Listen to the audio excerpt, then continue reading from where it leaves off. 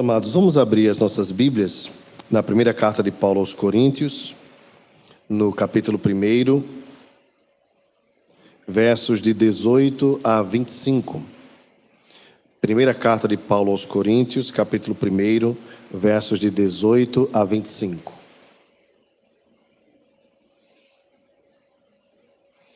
Nós estamos estudando a carta de Paulo aos Coríntios, meditando durante os cultos. E caso você queira acompanhar desde o início, você pode encontrar em nosso canal no YouTube. Queremos também pedir aos irmãos, sempre que possível, compartilhem as nossas mensagens. No YouTube é bem fácil de compartilhar para que mais pessoas possam ser alcançadas. Você pode mandar pelo WhatsApp, pelo Instagram. Curta também e comente, as nossas postagens. Isso nos ajuda a nós alcançarmos mais pessoas. Há um trabalho, que é feito durante a semana, que os irmãos não veem, mas é um trabalho forte, incessante da nossa equipe de mídia e multimídia, para que essas mensagens possam alcançar mais e mais pessoas. Primeira carta de Paulo aos Coríntios, capítulo 1, versos de 18 a 25. Diz assim a Escritura: certamente a palavra da cruz é loucura para os que se perdem, mas para nós que somos salvos, poder de Deus. Pois está escrito: destruirei a sabedoria dos sábios e aniquilarei a inteligência dos instruídos. Onde está o sábio? Onde o escriba? Onde o inquiridor deste século? Porventura não tornou Deus louca a sabedoria do mundo? Visto como na sabedoria de Deus o mundo não o conheceu por sua própria sabedoria, aprove a Deus salvar os que creem pela loucura da pregação. Porque tanto os judeus pedem sinais, como os gregos buscam sabedoria. Mas nós pregamos a Cristo crucificado. Escândalo para os judeus, loucura para os gentios. Mas para os que foram chamados, tanto judeus como gregos, pregamos a Cristo, poder de Deus e sabedoria de Deus. Porque a loucura de Deus é mais sábia que os homens, e a fraqueza de Deus é mais forte do que os homens. Vamos orar mais uma vez. Ó nosso Deus e Pai, te rogamos por tua graça. Instrui-nos através da tua palavra, em nome de Jesus. Amém. Amém. Meus irmãos, todos nós sabemos que os irmãos em Corinto estavam divididos. Esta é uma das temáticas da carta, um dos problemas que Paulo precisou tratar. E entre estas causas que promoviam divisões, logo no primeiro capítulo, no texto anterior que nós lemos, havia uma questão de predileção por pregadores. Ou seja, os corintos, em geral, os moradores, cidadãos da cidade de Corinto, prezavam muito pela filosofia. E os pregadores itinerantes, mesmo os filósofos, epicureus, estoicos, aqueles que gostavam das discussões e dos debates filosóficos nas arenas e locais adequados para aquilo, eram muitos.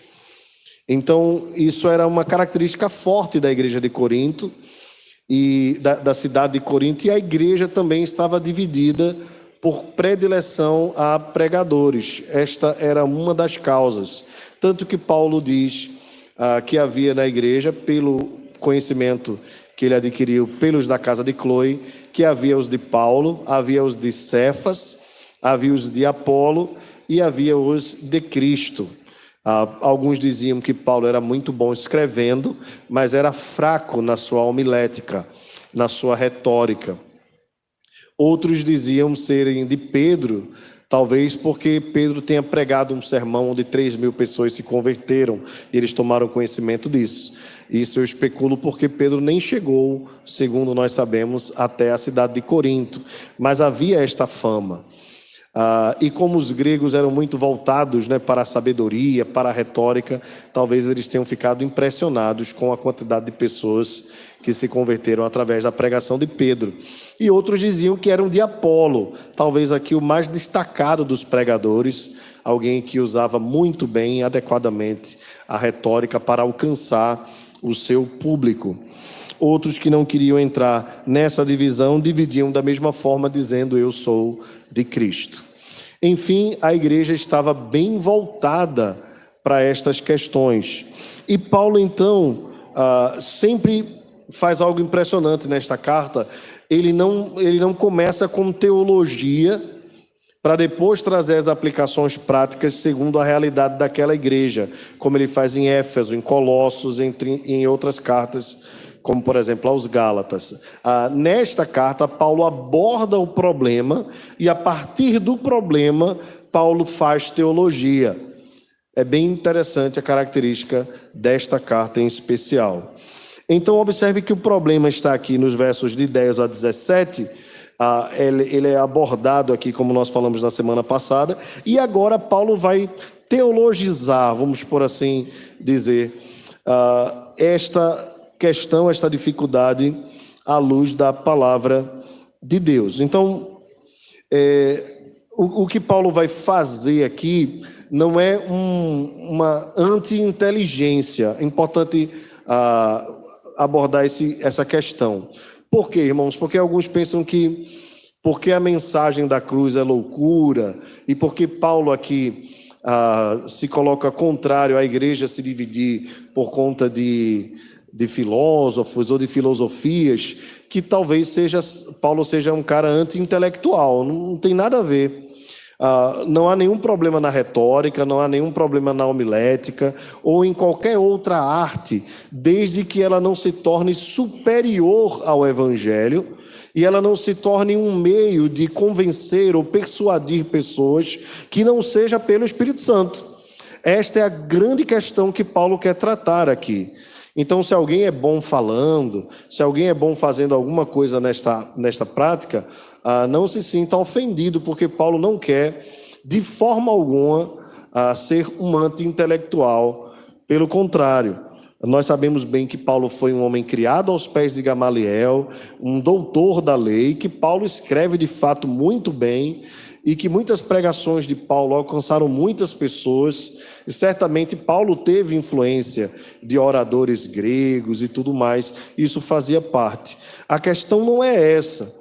A questão é que quando os irmãos se dividiam para discutir quem era o melhor filósofo, o melhor retórico e coisas desse tipo, quem tinha mais eloquência, eles estavam esquecendo de que, na verdade, os que creem não pela capacidade dos que pregam, mas pelo poder de Deus que é lançado quando o evangelho é pregado.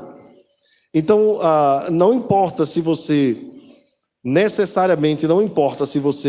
é alguém muito bem estudado ou alguém simples. Desde que você se coloque à disposição do Senhor, você pode ser um excelente canal das bênçãos de Deus sobre a vida do povo de Deus. Irmãos, isso está muito claro nas próprias Escrituras, né? Nós temos aqui alguns profetas, por exemplo, que podiam ser colocados entre os sábios, como o profeta Isaías, por exemplo, que era um erudito, foi criado dentro dos palácios. Mas também nós temos um Amós, que era um boiadeiro, um homem que vivia no campo, talvez não teve tanto conhecimento. E Deus usou tanto Isaías quanto Amós. Também nós temos no Novo Testamento um sábio feito Paulo, né? Ninguém tem dúvida de que Paulo era um homem muito inteligente, muito capaz. Mas nós também temos homens simples, como o apóstolo Pedro, que foi também um grande pregador, escreveu 2 lindas cartas, e que os dois serviram da forma que Deus quis. Às vezes as pessoas se empolgam com os títulos, com os diplomas, com os doutorados e mestrados e coisas desse tipo, e não que nós sejamos contra nenhuma dessas coisas. Quanto mais conhecimento você puder adquirir, melhor, mas não esqueça que a essência do Evangelho não está na capacidade do pregador, mas no poder de Deus, que pode usar qualquer um de nós para a sua própria glória e para o seu louvor. O reverendo Ronaldo Lidório conta uma história muito interessante, eu já compartilhei aqui com os irmãos, mas cabe muito bem para este momento. Ele conta que quando foi mandado lá para a região do Amazonas, né, e junto com outros irmãos que montaram a equipe do Projeto Amanagé, ele pegou um GPS, né, todo o recurso que ele tinha, barco tal, e foi com um certo homem que conhecia a área, né, um barqueiro, e andou alguns dias por dentro da mata lá no Amazonas. Sabemos bem, né, pelas imagens, como aqueles locais são inóspitos, né, e difíceis.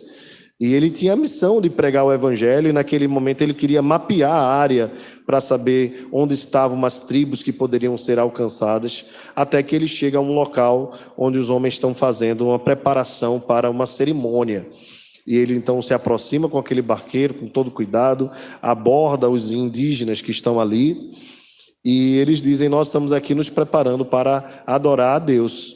E ele pensou um monte de coisa na sua mente, né, sobre o que eles poderiam chamar de Deus ali, mas na verdade eles estavam fazendo um culto ao nosso Deus, ao Deus vivo. E Ronaldo ficou surpreso, né, o reverendo Ronaldo ficou surpreso, porque com todo o recurso que ele tinha, foi muito difícil chegar até aquela área, e perguntou quem tinha levado o Evangelho até aqueles homens. Então eles apontaram para seu João, e apontaram a casa onde aquele homem morava. E era um homem simples da Igreja Assembleia de Deus, daquela região, que ouviu a mensagem de que Deus estava ordenando que todos saíssem e pregassem o Evangelho. Enquanto ele fazia sua pescaria, ele ia se aproximando de locais mais inóspitos e foi pregando o Evangelho, e as pessoas foram se convertendo. E aquele homem, que era um membro da igreja comum, nunca tinha feito teologia, missiologia ou qualquer outra coisa, simplesmente apresentou Jesus, e aqueles indígenas se converteram. E quando chega na casa onde estava aquele homem, aí ele reconhece, né, o reverendo Ronaldo Lidório, pela Bíblia, né, pela postura, né, e pelo cumprimento. Ele diz então à sua esposa: mulher, vem para cá que agora chegou um missionário de verdade. Veja a humildade daquele homem, né? E o reverendo Ronaldo Lidório disse que aquilo ali lhe constrangeu muito o coração, porque na verdade missionário é quem vai pregar o Evangelho, e aquele homem já tinha chegado antes dele, né? Mostrando então que Deus, irmãos, usa a mensagem do Evangelho que é poderosa, é o poder de Deus para a salvação de todos os que creem.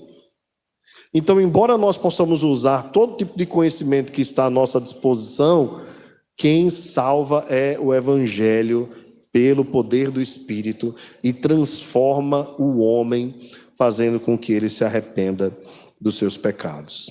Bem, se isto aqui que nós estamos falando, para uma pessoa natural, já pode ser uma loucura, talvez alguns que estivessem aqui não fossem crentes, né, não tivessem o Espírito Santo, poderiam dizer que eu estava fazendo um discurso anti-intelectualista, já se levantavam e iam embora. Mas ainda se escandalizariam com a mensagem do Evangelho, porque a mensagem do Evangelho é mais escandalosa do que o que eu estou falando aqui. E é isso que Paulo vai abordar nestes primeiros versos. Observe comigo com a sua Bíblia aberta. Paulo diz assim: certamente, aqui é aquele famoso sem dúvida, a palavra da cruz é loucura para os que se perdem, mas para nós, os crentes, os que são salvos, é o poder de Deus. Porque, irmãos, é loucura. Esse termo aqui é bem forte, né, na Escritura. Há um termo ligado à insanidade, aquilo que não é comum, né? Paulo vai argumentar usando um texto do livro do profeta Isaías: destruirei a sabedoria dos sábios e aniquilarei a inteligência dos instruídos. Paulo diz, é loucura, está escrito assim. Esse texto lá em Isaías, irmãos, Isaías 44, é um daqueles textos onde Deus está repreendendo o povo e mostrando que a sua forma de agir, às vezes, é diferente de como nós estabelecemos. E que nem sempre a sabedoria está com aqueles que aparentam ter mais sabedoria. A verdade é a verdadeira sabedoria está no temor de Deus, que é o princípio da sabedoria, e o apartar-se do mal, que é o entendimento. Então Deus, falando a Isaías, por meio de Isaías, traz essa mensagem. Paulo pega esta mensagem e utiliza aqui para aplicação sobre o Evangelho. E aqui Paulo diz que a palavra da cruz é loucura. Vamos primeiro pensar sobre a palavra da cruz, né? A cruz, irmãos, era um meio de castigo, como os irmãos bem sabem, que era ofertado àqueles piores homens que poderiam ter na sociedade. Inclusive, nós temos na história, né, alguns homens que se submeteram, foram submetidos, né, a esse tipo de morte, e os judeus mesmo chamavam de malditos, né, aqueles que fossem pendurados no madeiro. Então, por que a palavra da cruz era loucura? Porque é inadmissível a mentalidade humana, natural, acreditar que Deus se fez gente para morrer numa cruz.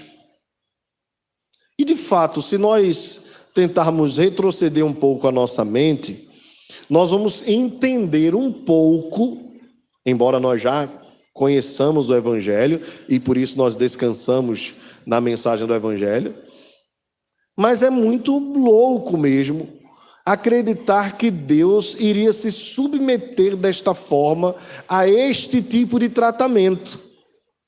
O Deus criador do universo, todo-poderoso, caber dentro de um bebezinho que precisava mamar, que precisava ser limpo, que precisava de ajuda para começar a dar os primeiros passos, que precisou de todos os cuidados que nós, como seres humanos, precisamos e que nem nos lembramos. Imaginar que o Deus Criador estava num bebê, imaginar que mesmo antes da sua morte, ele precisou fugir, né, com sua mãe para outro lugar, para não ser morto. Imaginar que esse bebê nasceria na cidade de Belém, mas viveria no pobre vilarejo de Nazaré, que viveria uma vida simples, que esse Deus que é o Criador de todas as árvores do mundo, iria aprender a profissão de carpinteiro junto com o seu pai. De fato, dentro da lógica humana, imaginar que este homem viveria uma vida tão comum como esta, passando pelas mesmas lutas que nós passamos, e que o clímax da sua vida aqui na terra seria terminar, depois de ter feito tanto bem, numa cruz amaldiçoado, não é algo comum. Nós sabemos bem disso. Nós sabemos que aqueles que têm mais poder vivem melhor, não é verdade? Aqueles que, ainda que cheguem a morrer, mas vão viver uma vida melhor, vão viver uma vida mais tranquila. Não vão nascer numa manjedoura, né, como nós colocamos, ou naquelas caravansarais em meio aos animais lá, que estavam na parte mais baixa daqueles locais onde as pessoas estavam por conta da passagem, né, até Belém. Certamente nasceria, como nós costumamos dizer, em berço de ouro, né, e não em berço de palha.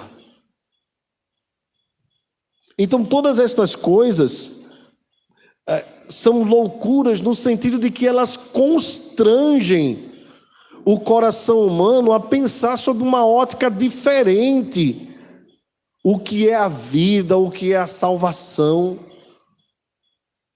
Bem, nesse sentido, isto se tornava loucura tanto para os judeus quanto para os gregos. Para os judeus, porque os judeus tinham aquela expectativa de um rei salvador, mas não salvador de seus corações e de suas almas, mas salvador do domínio de Roma. Eles queriam um Davi que desembainhasse a espada, formasse um exército, talvez se juntasse aos zelotes ou qualquer outro grupo e promovesse uma insurreição lá em Israel e finalmente libertasse o povo do cativeiro romano. Os gregos gostariam de ter um rei, um senhor, um Deus que fosse sábio e que exibisse a sua sabedoria a todos os homens e que fosse forte. Eles mesmos tinham locais de adoração.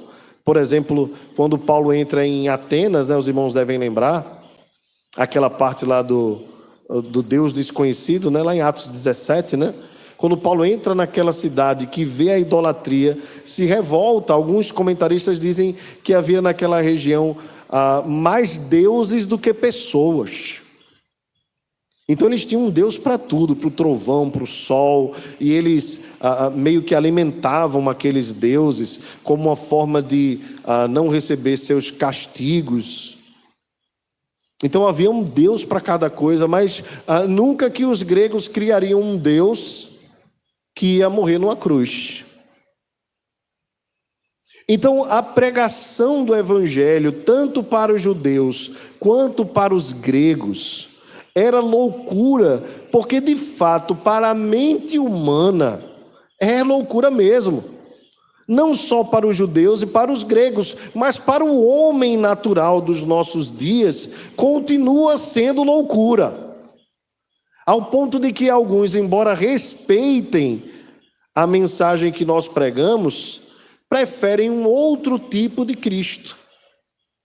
Cristo como um psicólogo, o melhor psicólogo que já existiu, Cristo o melhor gestor de pessoas que já existiu, Cristo o melhor administrador que já existiu, ou como os espíritas, Cristo um grande exemplo de virtude, um ser de luz. Então o homem vai criando o Cristo como ele quer, um exemplo a ser seguido, um exemplo de amor, alguém que não rejeitou ninguém. E o homem vai criando Deus à sua imaginação, de acordo com o que lhe preenche o coração, e não com quem ele verdadeiramente é e como ele é apresentado no Evangelho. A forma como ele é apresentado ao Evangelho, pelo Evangelho, escandaliza o homem natural. E é esse escândalo que o homem natural tenta, ou desse escândalo, que o homem natural tenta fugir. Infelizmente, esse escândalo da pregação é o que não tem sido mais comum nos púlpitos das nossas igrejas. Prefere-se apresentar um Cristo que mais se adeque à necessidade do ser humano, da plateia, dos consumidores da mensagem. É por isso que nós vemos muitas igrejas lotadas, porém de pessoas vazias, infelizmente. E nós precisamos lutar pela verdadeira mensagem do Evangelho. E a verdadeira mensagem do Evangelho é esta: que Deus, sendo santo, santo, santo, decide resolver o problema dos pecadores, enviando o seu Filho para morrer numa cruz, para que por meio da sua morte e ressurreição, resgatasse para si um povo que viverá em vida de arrependimento e santidade para a sua glória até o dia final. Mas esta mensagem não é a mais aplaudida nos nossos dias, como também não foi a mais aplaudida entre os judeus e também entre os gregos. Paulo diz então: onde está o sábio, onde está o escriba, onde o inquiridor deste século, o questionador? Porventura não tornou Deus louca a sabedoria do mundo? Visto como na sabedoria de Deus o mundo não o conheceu por sua própria sabedoria, aprove a Deus salvar os que creem pela loucura da pregação. Então observe, irmãos, enquanto os irmãos de Corinto estavam lançando toda a sua preocupação sobre quem era o melhor pregador, Paulo está tirando absolutamente o foco de qualquer homem e está apresentando a pregação do Evangelho como o poder de Deus para salvar. Por quê, irmãos? Paulo responde no verso 22. Os judeus pedem sinais e os gregos buscam sabedoria. Veja, irmãos, essa palavra de Paulo aqui, ela para nós é muito clara, né? É só nós olharmos e lembrarmos dos evangelhos. Talvez dentre tantos textos, né, que essa palavra de Paulo aqui se encaixa, talvez aquela em que os judeus dizem assim: Senhor, no passado Moisés fez cair pão do céu, e tu o que fazes? Jesus diz: eu sou o pão vivo que desceu do céu. Mas na frente eles fazem o mesmo questionamento, pedindo a Jesus: faz mais um milagre para ver se a gente crê em você. E Jesus diz: nenhum milagre vai ser feito mais a esta geração incrédula, exceto o sinal do profeta Jonas. Vejam, irmãos, eles estavam cheios de expectativas nos sinais. Talvez também tenha sido esse até o sentimento de Maria. Lembra lá em Cafarnaum, em Caná da Galileia, melhor dizendo? Maria sabia quem era o filho dela. E talvez Maria estivesse interessada que Jesus iniciasse logo o ministério dele. O Senhor, acabou o vinho. Senhor, acabou o vinho. Jesus diz: mulher, que tenho eu contigo, né? Esse termo mulher é uma palavra carinhosa, tá? Não entenda como sendo Jesus sendo grosseiro. Mas veja, ela está dizendo assim: Senhor, agora os sinais vão aparecer. E Jesus disse: ainda não é chegada a minha hora. Alguns sinais ele foi fazendo e foi pedindo para que as pessoas guardassem segredo, mas chegou um momento que não dava mais para esconder. Porém, os judeus queriam mais e mais sinais, mais e mais milagres. Eles gostavam dessa festa toda, de celebrar esses milagres. De fato, o Messias viria para cumprimento das profecias do Antigo Testamento com milagres, com sinais, com prodígios. E ele operou muitos deles. Mas chegou um momento em que Jesus disse: vocês são uma geração incrédula. Diante de tudo que eu já apresentei, vocês não creram. Sabe por que vocês não creram? Porque vocês não são dos meus. Por isso que Paulo diz assim: é loucura para os que não creem, mas para os que creem, e você vai observar aqui que Paulo diz assim, no verso 24: mas para os que foram chamados. Se Jesus fizesse num dia só, em um minuto só, na frente daquelas pessoas, todos os milagres, todos, ressuscitar mortos, todos, ainda assim, se eles não tivessem sido antecipadamente chamados por Deus para a salvação, eles não creriam. Porque os milagres, embora fossem a manifestação do poder de Deus, não tinham capacidade de salvar ninguém. Deus salva quem Ele quer. Jesus disse isso no capítulo 6 do Evangelho de João. Jesus disse: vocês não creem, não é porque eu estou fazendo pouco milagre, não. Vocês não creem porque vocês não são das minhas ovelhas. As minhas ovelhas ouvem a minha voz. Vejam que coisa, né, irmãos? Você imagina aquelas pessoas vendo Lázaro saindo depois de estar fedendo 4 dias dentro de uma tumba, e Lázaro sair daquele local, e as pessoas ainda assim, ao olharem para Jesus, dizerem: crucifica-o, crucifica-o. Foi uma multidão que mandou crucificar o nosso Salvador. Talvez dentro daquela multidão houvessem pessoas que tivessem sido direta ou indiretamente beneficiadas pelos seus sinais, pelos seus milagres. Mesmo assim não creram. E Jesus diz: o milagre que eu vou transmitir para vocês agora é apenas o do profeta Jonas.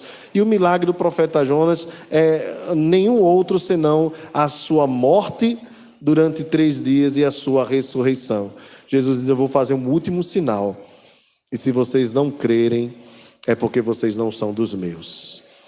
Meus irmãos, a nossa fé e a nossa segurança não está naquilo que Deus pode fazer pelas nossas vidas, embora Ele possa fazer todas as coisas, mas está na certeza e na fé de que Ele morreu e ressuscitou ao terceiro dia para que nós tenhamos a vida eterna. Este é o maior de todos os milagres, esta é a maior de todas as bênçãos. Se nós morrermos hoje, nós não vamos morrer faltando nenhum milagre acontecer nas nossas vidas. O milagre já aconteceu no nosso coração. Quando o Evangelho entrou na nossa alma, quando o Evangelho alcançou o nosso coração, o milagre de Deus aconteceu nas nossas vidas. Então você não tem que ficar na expectativa de hoje o meu milagre vai chegar, amanhã o meu milagre vai chegar, nem profetizar para que milagre aconteça na sua vida. Você simplesmente precisa crer que o milagre já aconteceu no seu coração, o milagre do profeta Jonas. Jesus morreu e ressuscitou ao terceiro dia, e todo aquele que nele crê será salvo, passará da morte para a vida eterna. Os judeus queriam milagres e os gregos sabedoria. Então já falei para os irmãos como era no Areópago, né? Eles se reuniam naqueles tipo anfiteatros e o filósofo ficava lá no meio e a plateia ficava lá aplaudindo. Não sei se vocês lembram dessa cena de Paulo, né? Lá em Atos 17, e depois que Paulo termina de pregar, aí o texto diz assim: uns creram, outros não creram, e alguns ainda disseram: a respeito destas coisas nós te ouviremos numa próxima oportunidade. Porque havia exatamente isso. Talvez nós pudéssemos fazer uma comparação aqui. O que é que junta pessoas no nosso meio hoje é o futebol, né? Então a gente vai para um estádio de futebol para ver 11 homens de um lado, 11 homens do outro, né, correrem atrás de uma bola e com suas habilidades fazerem um gol lá nas quatro linhas, né, nas quatro traves, né? Nas três traves, né, melhor dizendo, dentro da rede. Vocês sabem bem o que é isso, se chama futebol, né? Já foi chamado de futebol, né? E em alguns lugares é chamado de soccer. Vocês conhecem, né? Parece que o Brasil é bom nesse negócio.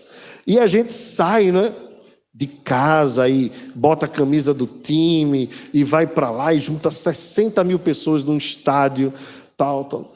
Vocês imaginam a gente fazer isso para ouvir pessoas falarem sobre o que pensam? Podia ser alguém, até coisa maluca, que a gente não entendesse nada, tal. Pronto, assim acontecia na Grécia Antiga. As pessoas iam, era o esporte predileto, era a retórica.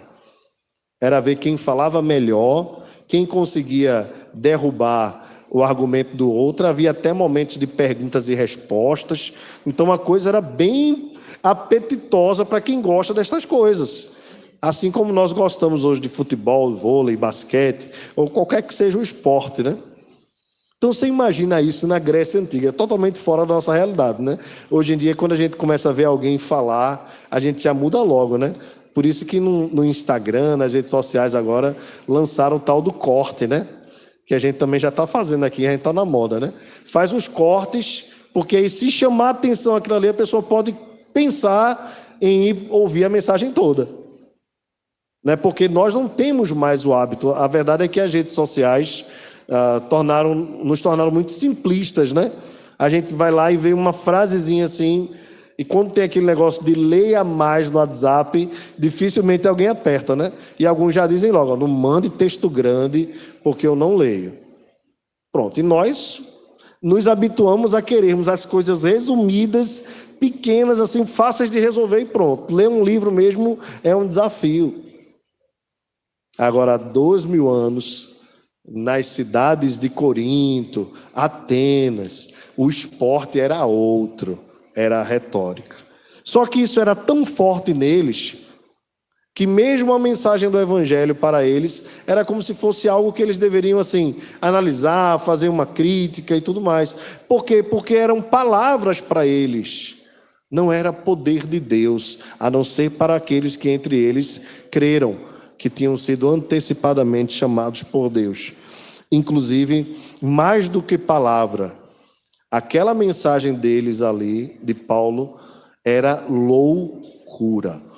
Então, quando Paulo diz a loucura da pregação, escrevendo aos Coríntios, é que Paulo já tinha passado em Corinto, já tinha passado em Atenas, em outras regiões da Grécia, onde a mensagem do Evangelho havia sido desprezada e não havia sido crida, e que para muitos foi chamada assim, foi taxada de loucura, porque os judeus, aliás, os gregos, jamais admitiriam de forma natural que Deus, o Deus criador de todas as coisas, pudesse ter morrido numa cruz, ter sido amaldiçoado numa cruz. Meus irmãos, eu gostaria de encerrar pensando com você o seguinte: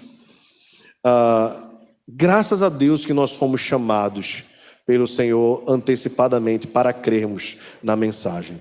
Se não fosse pelo chamado de Deus, ou como nós costumamos chamar, pela vocação eficaz que é derramada sobre as nossas vidas, quando a graça é derramada sobre nós de forma irresistível, nós jamais creríamos também. Porque nós queremos sempre amar e fazer como nossos ídolos aqueles vitoriosos. E nós jamais naturalmente amaríamos um Deus que decide se humilhar tanto como ele se humilhou. É por isso que a doutrina da ressurreição, abordada por Paulo mais na frente, é tão importante. Deixa eu dizer algo para os irmãos. Nós fomos chamados pela graça. Não há em nós mérito algum. Nós não fomos chamados porque éramos melhores do que ninguém. A graça de Deus nos alcançou e a vocação do Espírito nos chamou.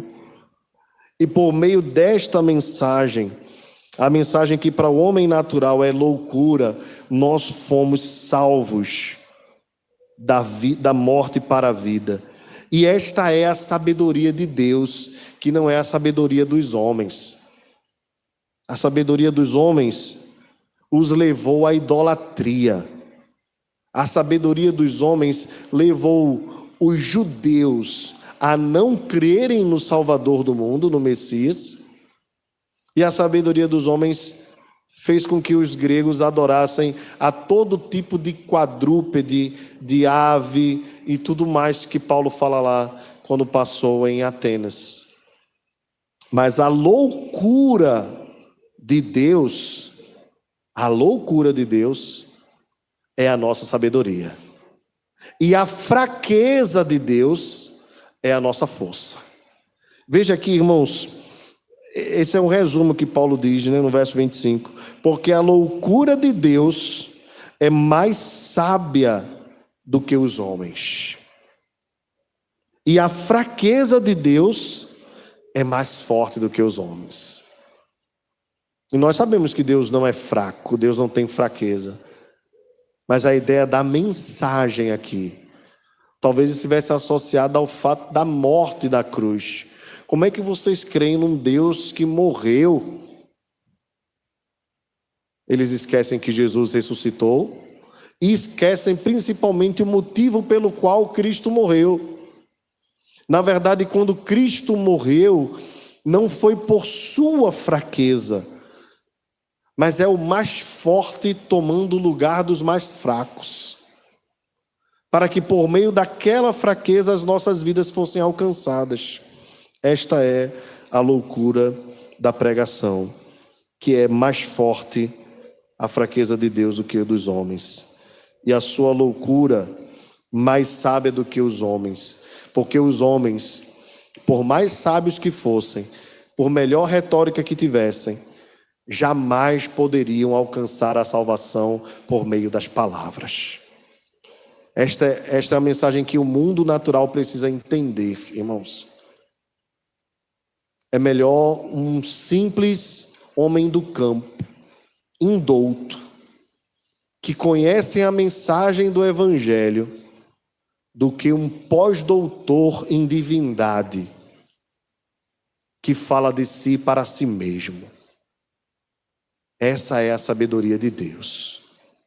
Para os homens, pode ser loucura, mas haverá o dia do juízo, E o dia do juízo mostrará finalmente quem é sábio e quem é tolo.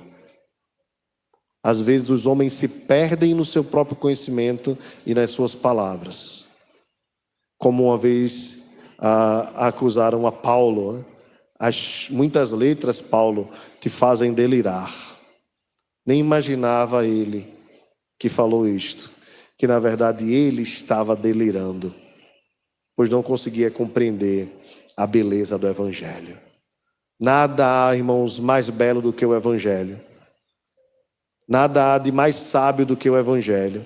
E nada há de mais forte do que o Evangelho. Que nós amemos essa mensagem. Que nós não amemos mensageiros, nem pregadores. Possamos até admirá-los e curti-los. Mas a mensagem é muito mais forte do que o mensageiro. A mensagem é muito maior do que o mensageiro.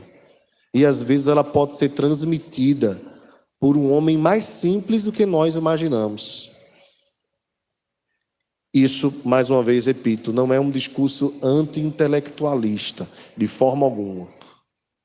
Mas esse é o discurso do Evangelho do poder de Deus, que pode estar nos lábios de um simples homem, até mesmo de uma simples criança. E pode fazer os velhos se envergonharem. Pode estar nos lábios de alguém desprezível ao mundo, enquanto não está nos lábios daqueles que são aplaudidos neste mundo. E aí, meus irmãos, essa lógica, essa matemática, isso aí pertence a Deus. E Deus faz isso mesmo. É poderoso para fazer isso. E nós simplesmente recebemos a mensagem, cremos na mensagem, porque ela é maior do que o mensageiro. Que Deus nos abençoe, que o Senhor esteja sempre nos dando graça para compreendermos o Evangelho, amarmos o Evangelho, pregarmos o Evangelho, lutarmos pelo Evangelho de Cristo Jesus. Vamos ficar de pé, irmãos. Senhor nosso, diante da Tua presença, Senhor, nos alegramos por podermos abrir a Tua palavra, podermos lê-la, podermos, Senhor, meditar. Queremos te pedir, Deus amado, que Tu abençoe as nossas vidas e que a mensagem do Evangelho esteja tão radicada no nosso coração, enraizada, que nós não nos encantemos com filosofias humanas, mas que nós vivamos admirados, apaixonados e amando cada vez mais a mensagem do Evangelho. Esta é a mensagem principal das nossas vidas. Ainda que nós aprendamos outras coisas, nada mais importante do que sabermos do Evangelho do Senhor Jesus.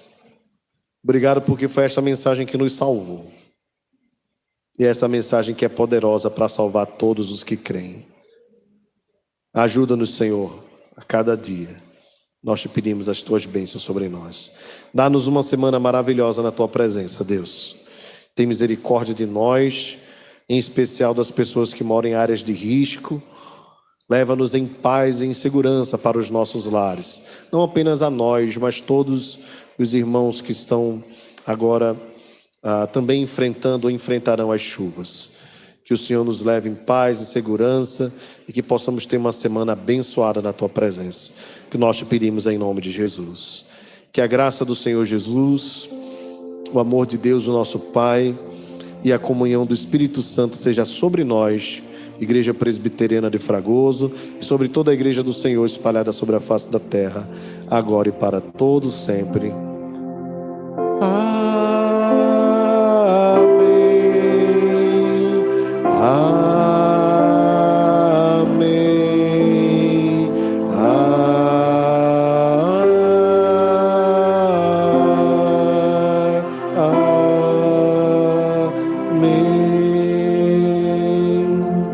Amém. Pode sentar, irmãos.